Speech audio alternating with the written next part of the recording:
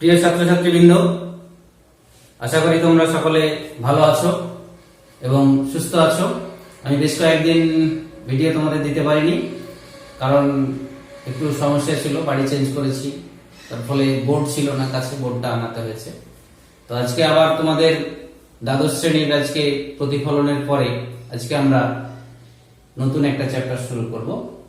দেখো, আমরা আলোর প্রতিফলনে পড়েছি যে আলো স্বচ্ছ সমসত্ব মাধ্যমে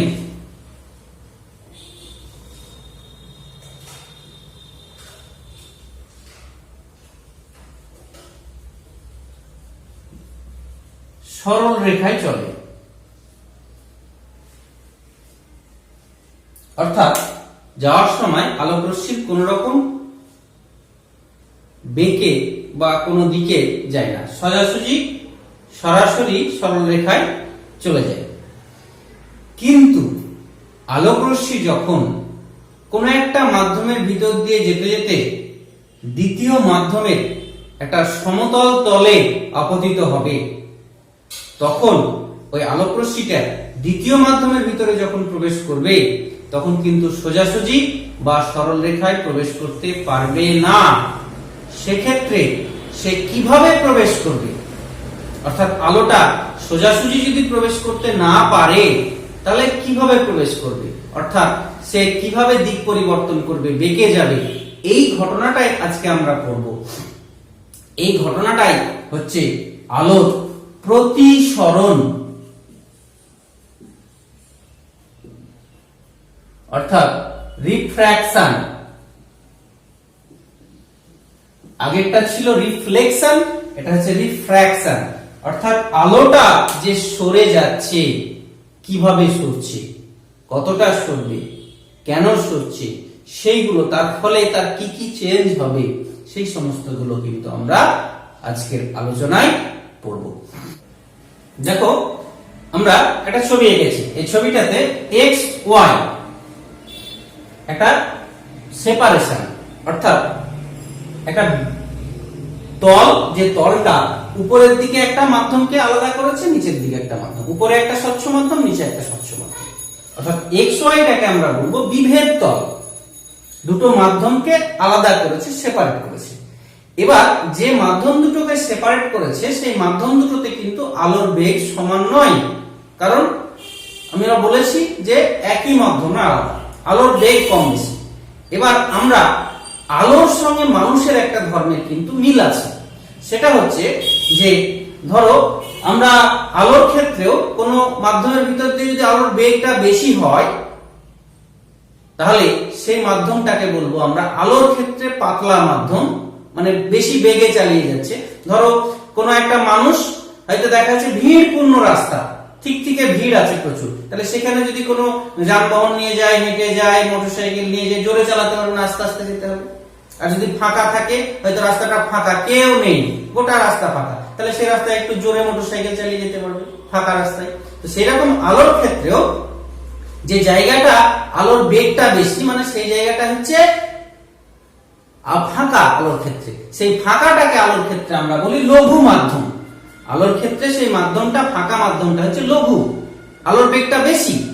আর আরেকটা মাধ্যম যেটা আলোর ক্ষেত্রে বেগটা কম, অর্থাৎ মানুষের যেমন ভিড়পূর্ণ রাস্তা, আলোর ক্ষেত্রে সেরকম ভিড়পূর্ণ মাধ্যম, সেই মাধ্যমটাকে বলছি আমরা ঘন মাধ্যম।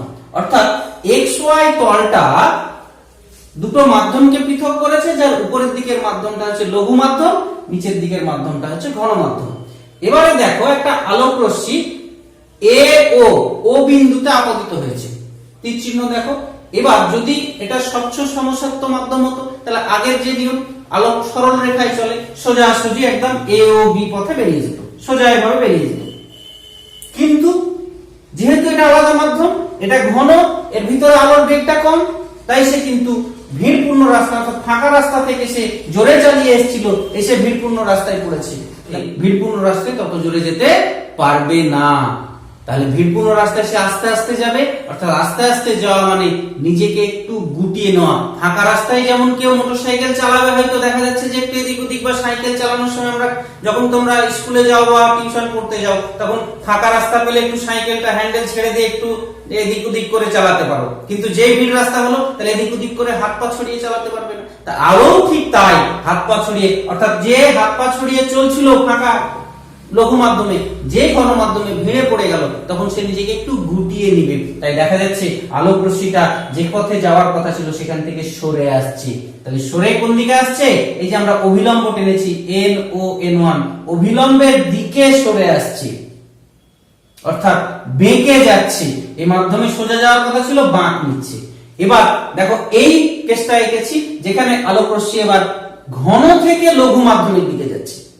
তাহলে এও রশ্মিটা তাহলে ভিড়ের মধ্যে ছিল, ভিড়ের মধ্যে নিজেকে চালানো মানে, সাইকেল চালানো মানে নিজেকে একটু গুটিয়ে নিয়ে চালানো, অর্থাৎ গা বাঁচিয়ে এদিক করে ওই দিক করে আমরা আস্তে আস্তে করে চালাতে হবে। যেই ভিড় থেকে ফাঁকা রাস্তায় পড়লো, আলো ঠিক মানুষের মতোই, অর্থাৎ হাঁপ ছেড়ে বাঁচবে, বলে বাহ বাবা বাঁচলাম, দিয়ে এবার একটু হাত পা ছড়িয়ে চালানোর চেষ্টা করবে। অর্থাৎ দেখো সে কি হচ্ছে, অভিলম্ব থেকে দূরে সরে যাচ্ছে, অর্থাৎ তার যাওয়ার কথা ছিল AOB পথে, না গিয়ে BOC পথে, আর অভিলম্ব থেকে দূরে সরে যাচ্ছে, নিজেকে হাত পা ছড়িয়ে মেলে ধরছে। তাহলে এই যে ঘটনাটা, অর্থাৎ একটা মাধ্যম থেকে আরেকটা মাধ্যমের ভিতর দিয়ে যাওয়ার সময় আলোটা যে দিক পরিবর্তন করে বেঁকে যাচ্ছে, বেঁকে গিয়ে ওই মাধ্যমে প্রবেশ করছে, সোজা না ঢুকে বেঁকে প্রবেশ করছে, দুই ক্ষেত্রে। তাহলে এই ঘটনাটাকে বলা হয় আলোর প্রতিসরণ, রিফ্র্যাকশন অফ লাইট। তাহলে আমরা গুছিয়ে যদি বলি, সুন্দর করে যদি বলি, তাহলে কি বলবো? এবং যে একটা আলোক রশ্মি তির্যক ভাবে, এই যে এটা এসছে তির্যক ভাবে, লম্বভাবে আসলে কিন্তু হবে না, একটু পরে আমরা দেখছি, তির্যক ভাবে দ্বিতীয় কোন মাধ্যমের বিভেদ তলে আপতিত হলে দ্বিতীয় মাধ্যমে প্রবেশের সময় সে সোজা না প্রবেশ করে বেঁকে ওই মাধ্যমের ভিতরে প্রবেশ করে। আলোর এই ঘটনাকে বলা হচ্ছে আলোর প্রতিসরণ, রিফ্লেকশন অফ লাইট। এবং প্রতিসরণের দুটো নিয়ম আমরা অলরেডি পেয়ে গেলাম, সেটা হচ্ছে এক, যদি আলোক রশ্মি লঘু মাধ্যম থেকে ঘন মাধ্যমে যায়, প্রবেশ করে, তাহলে আলোক রশ্মিটা অভিলম্বের দিকে সরে আসে, কাছে আসছে। আর যদি ঘন মাধ্যম থেকে লঘু মাধ্যমে যায় তাহলে অভিলম্ব থেকে দূরে সরে যাচ্ছে, অভিলম্ব থেকে দূরে চলে যাচ্ছে। তাহলে এই দুটো নিয়ম আমরা দেখতে পেলাম। তাহলে দেখো আমরা এই যে বিন্দুটা O, এখানে আলোটা আসছে, এই যে বিন্দুটা O যেখানে আলোটা আসে সেই বিন্দুটাকে বলা হয় আপতন বিন্দু। আর এই যে রশ্মিটা আসছে AO, এখানে AO, এই রশ্মিটাকে বলা হচ্ছে আপতিত রশ্মি, ইনসিডেন্ট রে। এবার যে রশ্মিটা এখানে, এই যে এখানে কি ঘটছে, প্রতিসরণ ঘটছে এই জায়গাটাতে, আপতন বিন্দুতে ঘটে এই পথে OC পথে যাচ্ছে, OC পথে, তাই OCটাকে বলা হচ্ছে প্রতিসৃত রশ্মি, রিফ্র্যাক্টেড রেজ। আর NON' এটা আমরা এই তলটার উপর, কোন তল, বিভেদ তল, বিভেদ তলের উপর অঙ্কিত অভিলম্ব টেনেছি। এবার আমরা আগে প্রতিফলনে শিখেছি যে এখানে সবকিছু কোণগুলো মাপবো আমরা অভিলম্ব থেকে। তাহলে এই অভিলম্ব থেকে যে এই কোণটা, আপতিত রশ্মির যে কোণ অভিলম্ব থেকে, এই কোণটাকে আপতন কোণ, ইনসিডেন্ট অ্যাঙ্গেল বলা হয়। অর্থাৎ এই কোণটার নাম AON সমান সমান I সমান সমান হচ্ছে আপতন কোণ, ইনসিডেন্ট অ্যাঙ্গেল। আর এই যে প্রতিসৃত রশ্মির সঙ্গে অভিলম্বের যে কোণ, অভিলম্বের সঙ্গে প্রতিসৃত রশ্মির যে কোণ, এই কোণটা, এই কোণটাকে বলা হচ্ছে প্রতিসরণ কোণ, রিফ্র্যাক্টেড অ্যাঙ্গেল বা অ্যাঙ্গেল অফ রিফ্র্যাকশন। তাহলে এই কোণটার নাম হচ্ছে CON', CON' হচ্ছে আর এটা হচ্ছে প্রতিসরণ কোণ, অ্যাঙ্গেল অফ রিফ্র্যাকশন। তাহলে এখানে আমরা, বা এখানে এই যে এই রশ্মির সঙ্গে এই যে কোণটা অভিলম্বের সঙ্গে আপতিত রশ্মির যে কোণ, এই কোণটা হচ্ছে আপতন কোণ, আর এখানে এই কোণটা হচ্ছে প্রতিসরণ কোণ। তাহলে এখান থেকে আমরা পরিষ্কার বুঝতে পারছি যে এই কোণটা আর এই গোটা কোণটা সমান হতো, বিপরীত কোণ। এই কোণটা আমরা যদি এইদিকে বর্ধিত করি এটাকে, তাহলে এটা এই আর এর সঙ্গে এইটা সমান হতো, বিপরীত কোণ। কিন্তু এখানে সমান হচ্ছে না। তার মানে এখান থেকে আমরা বলতেই পাচ্ছি যে এই প্রতিসরণের ক্ষেত্রে I not equal to R, আপতন কোণ প্রতিসরণ কোণের সমান নয়, যেটা আমরা প্রতিফলনে পেয়েছিলাম যে আপতন কোণ প্রতিফলন কোণের সমান হয় প্রতিফলনের ক্ষেত্রে, এখানে কিন্তু সমান হচ্ছে না, কম বেশি হচ্ছে। এই কেসে দেখো আলোক রশ্মি যখন লঘু থেকে ঘনতে যাচ্ছে তখন আপতন কোণটা বড়, প্রতিসরণ কোণটা ছোট, লঘু থেকে ঘন যাওয়ার জন্য। আর ঘন থেকে লঘু মাধ্যমে যখন যাচ্ছে তখন সেক্ষেত্রে তার প্রতিসরণ কোণটা বড়, আপতন কোণটা ছোট, অর্থাৎ এটা ছোট এটা বড়। তাহলে এই যে আমাদের কোণ সমান হচ্ছে না, তাহলে এক্ষেত্রে আমরা প্রতিফলনের যে সূত্র পেয়েছিলাম, তাহলে এই প্রতিসরণের কি আমরা সূত্র পাবো না? প্রতিসরণের সূত্র পাবো। তোমরা ক্লাস 8 থেকে পড়ছো, ক্লাস 8 এ ছিল প্রথম প্রতিসরণের ধারণা, তারপরে ক্লাস 10 এ আবার পড়েছো, এটা আবার আমরা পড়ছি। তাহলে এই সূত্রটা দেখো, সূত্রটা এমন কিছু নয়, অর্থাৎ সূত্রটা তুমি নিজেই বলতে পারবে, শুধুমাত্র এই ছবিটা তোমার মনে মনে গেঁথে থাকতে হবে যে আলোক রশ্মি লঘু মাধ্যম থেকে ঘন মাধ্যমে যাবে, তাহলে এই যে মাধ্যমে যাওয়ার সময় অভিলম্বের দিকে চলে আসছে, অর্থাৎ এটা হচ্ছে আপতন কোণ, এটা হচ্ছে প্রতিসরণ কোণ। তাহলে এরও আমরা প্রতিফলনে যেমন দুটো সূত্র পেয়েছি, এখানেও দুটো সূত্র পাবো, এখানে কোনো মুখস্থ করার কিছু নেই, তোমরা শুধুমাত্র ছবিটা মনে রাখলে বলতে পারবে। দেখো কি কি করছি আমরা, এই যে রশ্মিটা নিয়েছি নাম কি? আপতিত রশ্মি। এই যে রশ্মিটা নিয়েছি নাম কি? ওসি, প্রতিষ্ঠিত রশ্মি। এটা হচ্ছে আপতন বিন্দুতে এম ও এন ড্যাশটা কি? অঙ্কিত অভিলম্ব, কার উপর? বিভেদ তলের উপর অভিলম্ব। সবাই কিন্তু দেখো এই রশ্মিটা আর এই অভিলম্ব সবাই এই তলটার উপরই অবস্থান করছে, xy তলের উপর। তাহলে এটাই হচ্ছে প্রতিসরণের প্রথম সূত্র। তাহলে সূত্রটা কি? আপতিত রশ্মি, প্রতিষ্ঠিত রশ্মি এবং আপতন বিন্দুতে বিভেদ তলের উপর অঙ্কিত অভিলম্ব সর্বদা একই সমতলে থাকে, সেম জিনিস। প্রতিফলনে যা পেয়েছিলাম প্রতিসরণে তাই। এবার নেক্সট হচ্ছে দ্বিতীয় সূত্রটা, সেটা কোণ সংক্রান্ত। এখানে কোণ সমান হচ্ছে না, তাহলে তাদের মধ্যে রিলেশনটা কি? সেই রিলেশনটা আমাদের সামনে তুলে ধরেছিল বিজ্ঞানী স্নেল। তাই এই সূত্রটাকে স্নেলের সূত্র বলা হয়, দ্বিতীয় সূত্রটাকে কোণ সংক্রান্ত সূত্র। তাহলে সেই সূত্রটা আমরা কি? সূত্রটা যে এই যে কোণগুলো, এই কোণটা কত হবে, এই কোণটার উপর এই কোণটা কিন্তু নির্ভর করবে যদি মাধ্যম দুটো ফিক্স থাকে, চেঞ্জ করলে কিন্তু এটা চেঞ্জ হয়ে যাবে। ধরো এই পাশে জল আছে, এই পাশে বায়ু, এখানে হয়তো বায়ু আছে, এটা জল আছে, তাহলে এই কোণের জন্য এটা যা হবে, এখানে যদি বায়ু এখানে কাঁচ নেই, তাহলে কিন্তু এই কোণটা আলাদা হয়ে যাবে, অর্থাৎ মাধ্যম আলাদা হলে এই কোণগুলো কিন্তু পাল্টে যাবে।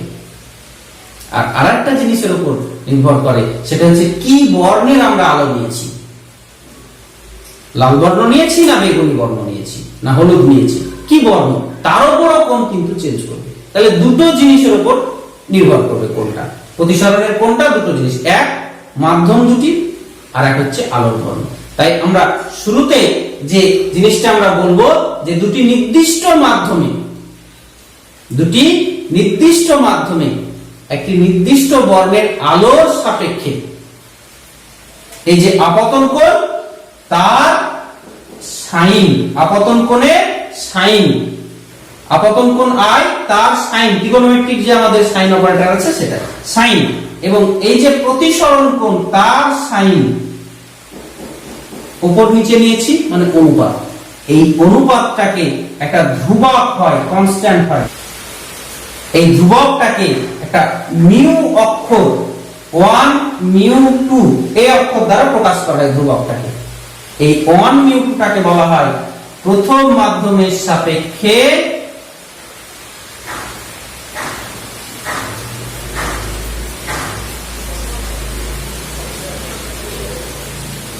দ্বিতীয় মাধ্যমের প্রতিসারাঙ্ক।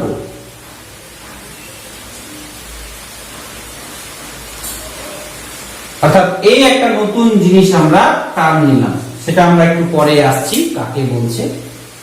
তাহলে সূত্রটা কি একটু গুছিয়ে বললে? তাহলে দুটি নির্দিষ্ট মাধ্যমে একটি নির্দিষ্ট বর্ণের আলোর সাপেক্ষে আপতন কোণের সাইন এবং প্রতিসরণ কোণের সাইনের অনুপাত সর্বদা ধ্রুবক হয়। এই ধ্রুবককে 1μ2 অক্ষর দ্বারা প্রকাশ করা হয়।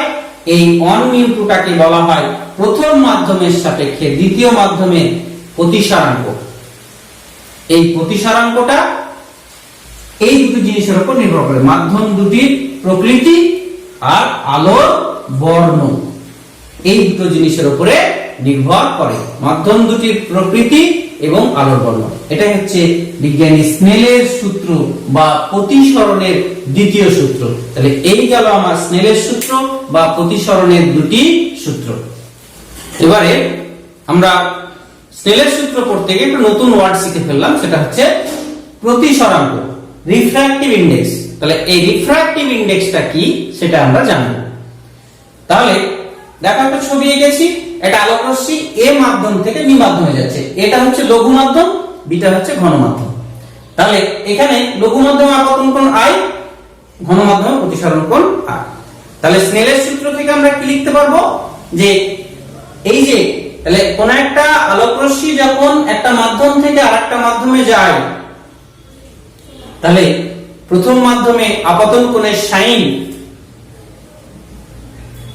আর দ্বিতীয় মাধ্যমে প্রতিসরণ কোণের সাইনের অনুপাতকে বলা হয় প্রথম মাধ্যমের সাপেক্ষে দ্বিতীয় মাধ্যমের, মানে এ মাধ্যমের সাপেক্ষে বি মাধ্যমের আপেক্ষিক প্রতিসরাঙ্ক, রিলেটিভ রিফ্র্যাক্টিভ ইনডেক্স। তাহলে আরেকবার, যে কোন একটি মাধ্যম থেকে দ্বিতীয় মাধ্যমে আলো যাওয়ার সময় প্রথম মাধ্যমে আপতন কোণের সাইন এবং দ্বিতীয় মাধ্যমে প্রতিসরণ কোণের সাইনের অনুপাতকে প্রথম মাধ্যমের সাপেক্ষে দ্বিতীয় মাধ্যমের, প্রথম মাধ্যমের সাপেক্ষে দ্বিতীয় মাধ্যমের আপেক্ষিক প্রতিসরাঙ্ক বলা হয় রিলেটিভ রিফ্র্যাক্টিভ ইনডেক্স। এবার তাহলে এখানে আপেক্ষিক বলছি আমরা, রিলেটিভ, তাহলে অ্যাবসলিউট কাকে বলে, পরম কাকে বলে? যদি দেখা যায় যে এই প্রথম মাধ্যমটা শূন্য স্থান হয়,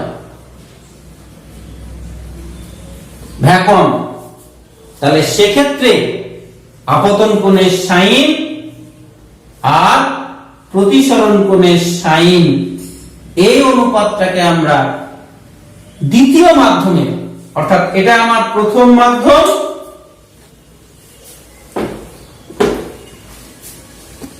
এটা প্রথম মাধ্যম, এটা দ্বিতীয় মাধ্যম, তখন আমরা এটাকে বলবো দ্বিতীয় মাধ্যমের পরম প্রতিসারাঙ্ক।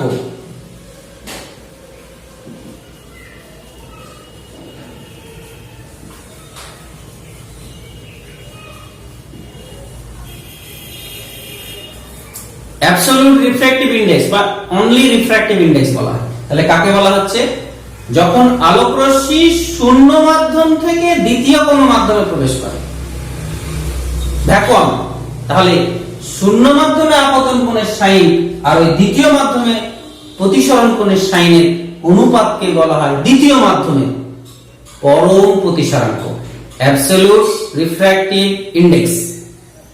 তাহলে এই পরম প্রতিসরাঙ্ককে কিন্তু আরেকটা অন্যভাবে কি করা হয়, আরেকটা অন্যভাবে নির্ণয় করা হয়, সেটা আমরা দেখব। তাহলে আমরা পরম প্রতিসরাঙ্ক বের করার সময় বলেছি আলোক রশ্মিটা শূন্য মাধ্যম থেকে যে কোনো মাধ্যমে যাবে, যে কোনো স্বচ্ছ মাধ্যম। তাহলে এটা অর্থাৎ একটা শূন্য মাধ্যম থেকে আলো কোন মাধ্যমে যাচ্ছে, স্বচ্ছ মাধ্যমে, যে মাধ্যমটা প্রতিসরাঙ্ক হচ্ছে মিউ আর ওই মাধ্যমে আলোর বেগ হচ্ছে ভি।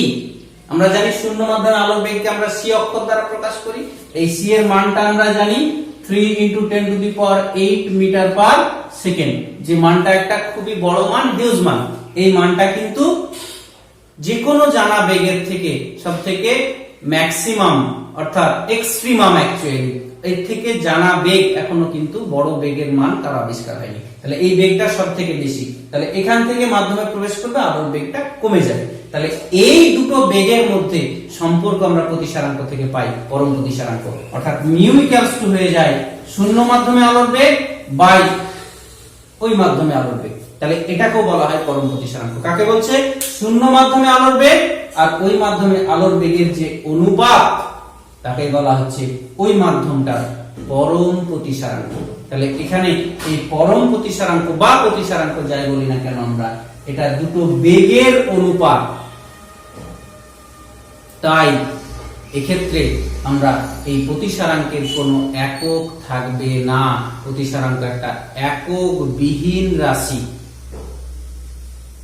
তাহলে আরেকটা জিনিস দেখতে পাচ্ছি যে আমরা জানি যে শূন্য মাধ্যমে আলোর বেগ, এক্ষুনি বললাম যে কোনো মাধ্যমে আলোর বেগের থেকে বেশি হবে।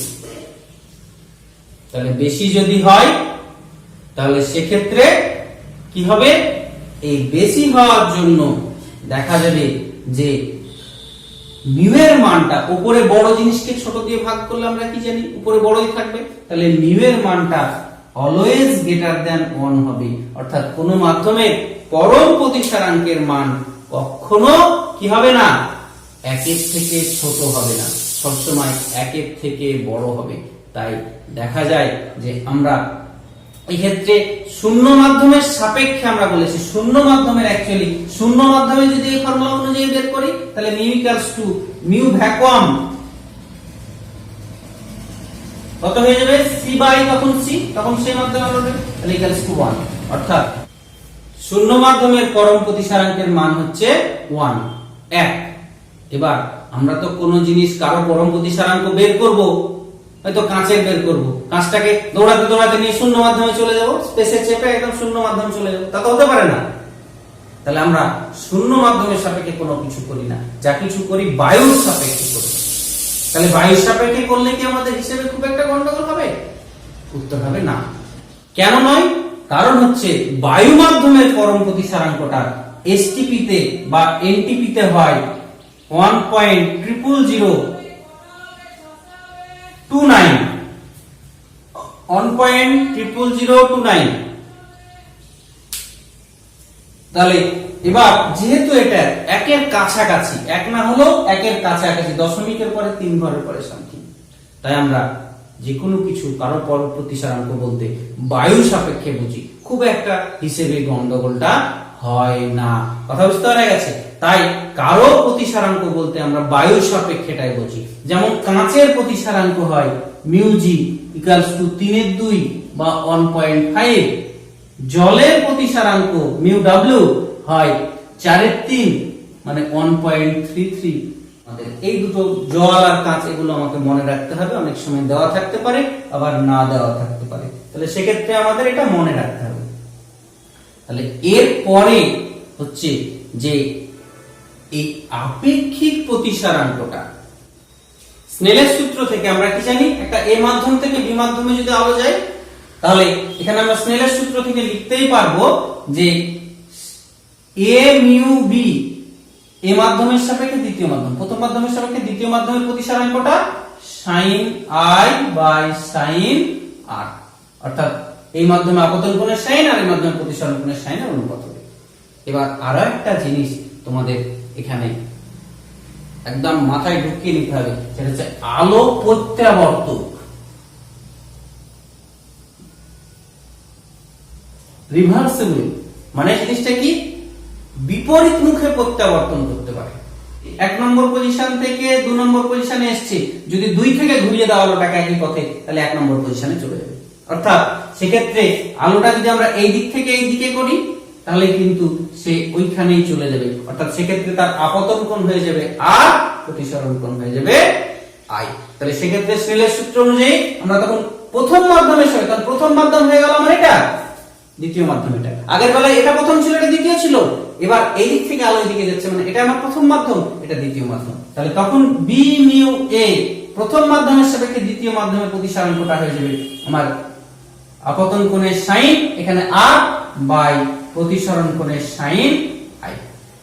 তাহলে এটাকে এটা দিয়ে যদি গুণ করি, তাহলে গুণ করলে a মিউ b গুণিত b মিউ a সমান সমান sin i by sin r into sin r by sin i। তাহলে এটা এটা এটা এটা কেটে যাচ্ছে 1, অর্থাৎ a mu b equals to বা b মিউ a যদি বলি আমরা b mu a equals to 1 by a mu b।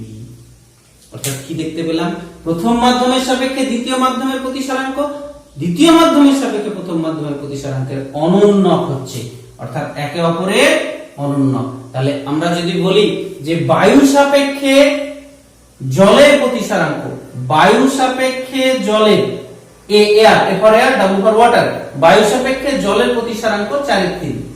তাহলে জল সাপেক্ষে বায়ুর প্রতিসারাঙ্ক হবে 1/4/3, মানে 3/4।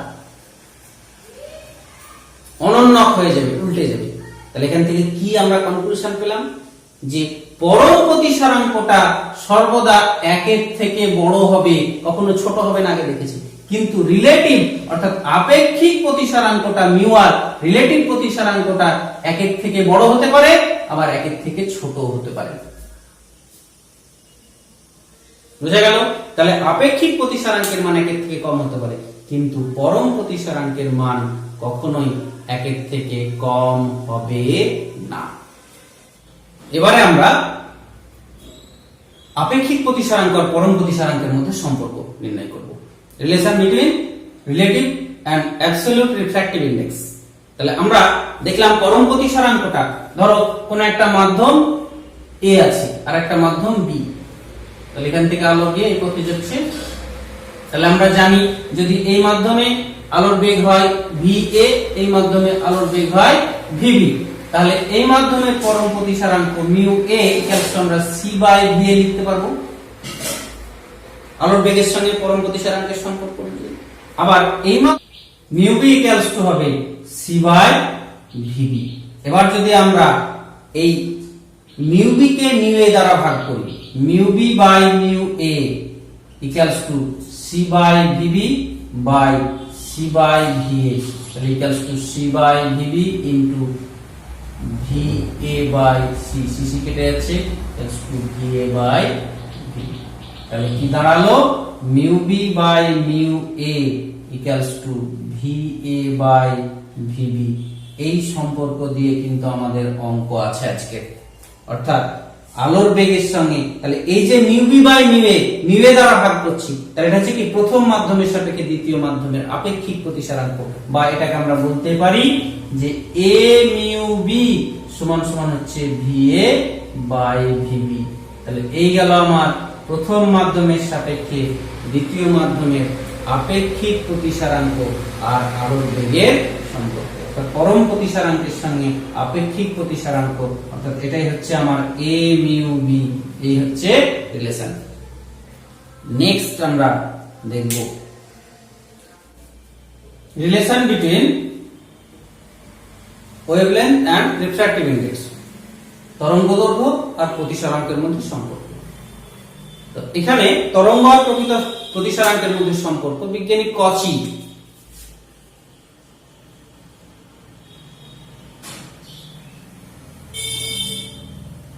CAUCHY কচি একটা গ্রহণযোগ্য রিলেশন দিয়েছে।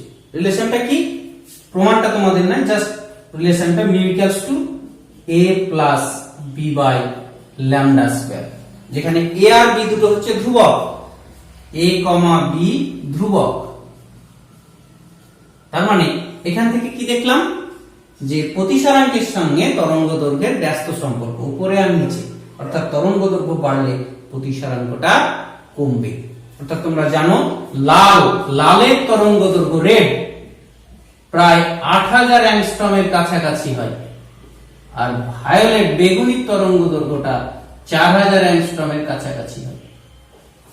অর্থাৎ বেগুনির তরঙ্গদৈর্ঘ্য কম, লালের বেশি। তাহলে বেগুনির প্রতিসারাঙ্কটা, বেগুনি বর্ণের জন্য আলোর প্রতিসারাঙ্কটা μV লালের থেকে বেশি হবে। বেগুনির প্রতিসারাঙ্ক বেশি, লালের প্রতিসারাঙ্কটা কম। তাহলে এখান থেকে আমরা বেগের ক্ষেত্রে পাবো, আমরা আবার জানি μ = C/V, তাহলে V = C/μ। এবার বেগটা আবার প্রতিসারাঙ্কের সঙ্গে ব্যস্ত, তাহলে যার প্রতিসারাঙ্ক কম তার বেগটা বেশি। তাহলে কার প্রতিসারাঙ্ক কম, লালের কম, তাহলে লালের বেগটা বেশি হবে বেগুনির বেগের থেকে, লালের বেগ বেশি, বেগুনির বেগ কম। তাহলে এই গেল আমার তরঙ্গদৈর্ঘ্যের সঙ্গে প্রতিসারাঙ্কের রিলেশন। এবার নেক্সট আমরা প্রতিসারাঙ্কের ডিপেন্ডেন্স অর্থাৎ তাপমাত্রার উপর কিভাবে নির্ভর করে সেটা জানবো। অর্থাৎ তাপমাত্রা যদি বাড়ে দেখা যায় প্রতিসারাঙ্ক হ্রাস পায়। তাপমাত্রার সঙ্গে প্রতিসারাঙ্কের ব্যস্ত সম্পর্ক। তো কঠিনের ক্ষেত্রে এই পরিবর্তনটা খুব বেশি না হলেও তরলের ক্ষেত্রে বেশি হয় এবং গ্যাসের ক্ষেত্রে খুব বেশি হয়। গ্যাসের ক্ষেত্রে উষ্ণতা পরিবর্তনের সঙ্গে প্রতিসারাঙ্কের মানটা খুব বেশি পরিবর্তিত হয়। নেক্সট আজকে একটা জিনিস বলবো, সেটা হচ্ছে যে তোমরা শব্দে পড়েছিলে কোন জিনিসের বেগ, তরঙ্গের বেগ v = কম্পাঙ্ক ইনটু তরঙ্গ দৈর্ঘ্য n ইনটু ল্যামডা। তাহলে আমরা দেখলাম যে প্রতিসরণের সময় আলোর বেগটা পাল্টায় এক মাধ্যম থেকে আরেক মাধ্যমে গেলে, আবার তরঙ্গ দৈর্ঘ্যটাও পাল্টায়, কিন্তু n সমান v বাই ল্যামডা, অর্থাৎ এই অনুপাতটা কিন্তু পাল্টায় না। ভিও পাল্টাচ্ছে, ল্যামডাও পাল্টাচ্ছে, বেগও পরিবর্তন হয়, তরঙ্গ দৈর্ঘ্য পরিবর্তন হয়, কিন্তু কম্পাঙ্কের কোনো পরিবর্তন হয় না। কোশ্চেন দেয় যে প্রতিসরণের সময় কোন ভৌত রাশিটা আলোর অপরিবর্তিত থাকে, তাহলে উত্তর হচ্ছে কম্পাঙ্ক। কম্পাঙ্কটা কিন্তু অপরিবর্তিত থাকে, কারণ হচ্ছে বেগ আর ল্যামডা দুটোই চেঞ্জ করে। বেগ বাড়লে ল্যামডা বাড়ে, বেগ কমলে ল্যামডা কমে, ফলে দেখা যায় যে অনুপাতটা একই থাকে, তাই এই কম্পাঙ্কটা অপরিবর্তিত থাকে। এবং কম্পাঙ্ক যেহেতু অপরিবর্তিত থাকে, তোমরা তরঙ্গের জানো y = তরঙ্গের সমীকরণে y = a sin omega t minus kx। তাহলে এই যে কম্পাঙ্ক, আবার a sin ওমেগা মানে হচ্ছে 2 পাই n t মাইনাস kx। তাহলে এই যে n যেহেতু আনচেঞ্জ থাকছে, তাই এই টোটাল রাশিটা অর্থাৎ দশাটাও কিন্তু অপরিবর্তিত থাকে, ফেজ। তাহলে প্রতিসরণের সময় আলোর দুটো জিনিস অপরিবর্তিত থাকে, এক হচ্ছে কম্পাঙ্ক ফ্রিকোয়েন্সি,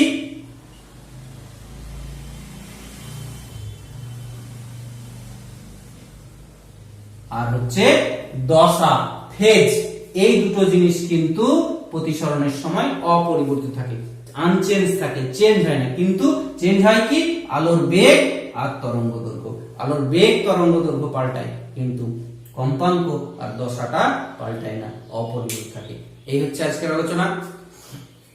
তোমরা যদি আমার চ্যানেলটা ভালো লাগে তাহলে অবশ্যই সাবস্ক্রাইব করবে। সুস্থ থাকো, ভালো থাকো, আবার পরের ক্লাসে দেখা হবে।